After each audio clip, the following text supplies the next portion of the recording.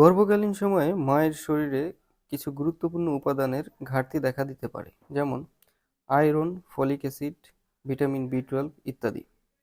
তাই গর্ভকালীন সময়ে প্রচুর পরিমাণে আয়রন সমৃদ্ধ খাবার খেতে হয়, যেমন মাছ, মাংস, কলিজা, ডিমের কুসুম। এছাড়া বিভিন্ন শাকসবজি যেমন কচু শাক, আরও সবুজ শাকসবজি, পেয়ারা, আপেল, কলা ইত্যাদি বেশি করে খেতে হয়। যদি একজন গর্ভবতী মা এসব খাবার না খান, তাহলে আপনার শরীরে এগুলোর ঘাটতির জন্য বাচ্চার বিভিন্ন সমস্যা হতে পারে, যেমন রক্ত স্বল্পতার জন্য বাচ্চার বয়স অনুযায়ী সঠিক বৃদ্ধি হবে না, ফলিক অ্যাসিড এবং ভিটামিন বি 12 ঘাটতির জন্য বাচ্চার মস্তিষ্কের গঠন ঠিকমতো হবে না, যার জন্য হাইড্রোসেফালাস, অ্যানেনকেফালি, স্পাইনা বাইফিডা ইত্যাদি নামে বিভিন্ন ধরনের রোগ হতে পারে।